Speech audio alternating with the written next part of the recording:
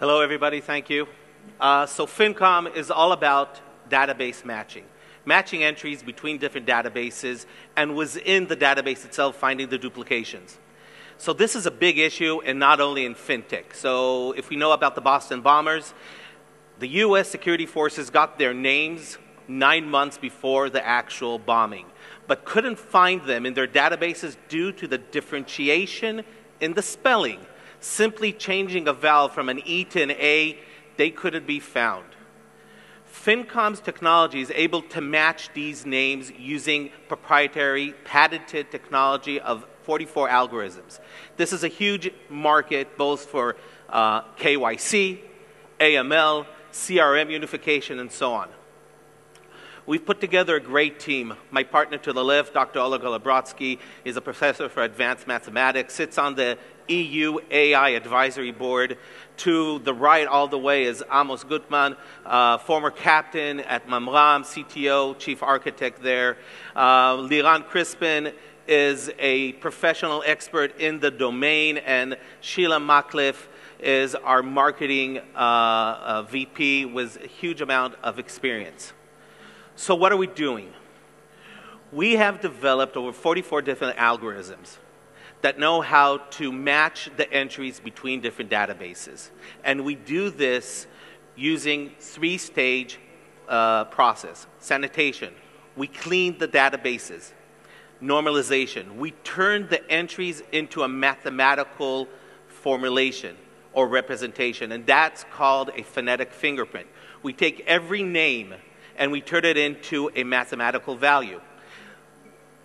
Josh, quickly, my name is Giddy. My friends call me Giddy. How do you spell it? G-I-D-I. That's great. Do you know another way of spelling? So the British will spell it G-I-D-D-Y. Most systems out there, like Soundex, Metaphone, Double Metaphone, these are the well-known phonetic algorithms, will give one representation to one way of spelling. Our breakthrough is that we're managing to give one representation to multiple ways of spelling. And we're even doing this cross-language. So we could compare Arabic, Russian, Chinese directly into English and cross-versa. It's so compelling that a year ago, the DoD had a competition here, exactly a year ago. And they chose us as one of the leading technologies. And last week, the U.S. Congress authorized them a $3 million budget yearly to use such as our technology and to buy it now. I want to talk to you about a real-life case scenario, and this is what we're doing with 12 of the leading 25 banks in the world. We're selling them an ROE solution. So to ask a financial institution to rip out its AML solution, it's a big ask. But if we come on top of it and we optimize it, we're actually reducing and saving them a huge amount of money. So real-life case scenario of a Tier 3 bank in the middle of Europe. Okay? They're spending over $40 million in false positive due to the name screening. $40 million. A simple optimization of 30% will save them $12 million, but we're optimizing by over 50%. The saving is huge, and what they're paying us is a mere 10% of that saving. It's an easy sell. That's why you're getting huge amount of traction. This is the way it looks. This is actually the workflow. We're working with such companies as Cognizant, Capgemini, that authorized, that validated us. These are some of our partners. Great. Thank you. Thank you. Well, don't go away I don't need that. Yeah. Questions from our judges? Yes, Tomer. That looks very interesting. Tomer Michaeli from Viola Fintech. That looks very interesting, but you know, AML is not just name screening. It's also transaction monitoring. So isn't that like only a partial solution for that false positive problem? That's a great question, thank you. So in AML, there's two areas, right? There's transaction monitoring, which is Actimize, TED-Array, and so on. And then there's name screening, that is LexisNexis, Comply, WorldCheck, and so on. We're not competing with the transaction monitoring, we're competing with the name screening. The name screening false positives that I mentioned here are actually only regarding the name screening. So you're having a huge amount of false positives that need to be verified. 90% are verified within 1 minute each. But if you have 500,000 false positives, 90% is 450 minutes, 450,000. That's actually 44 full-time jobs. That's the numbers. So yes, two different areas. We're specifically on KYC and AML, name screening, that you have to do. Any more questions, judges? Anyone? Yep.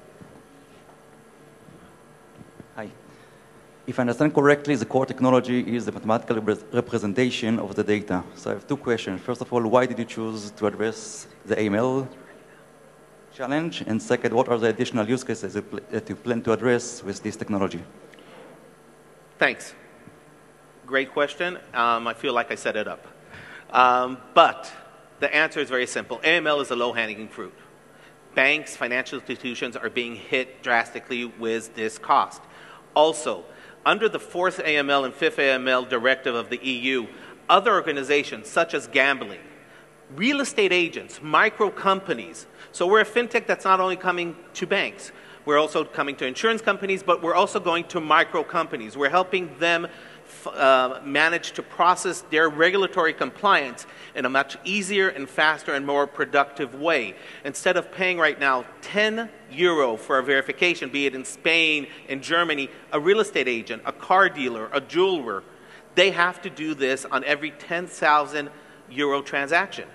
We are actually enabling them to do it through a mobile app at €0.50 per transaction.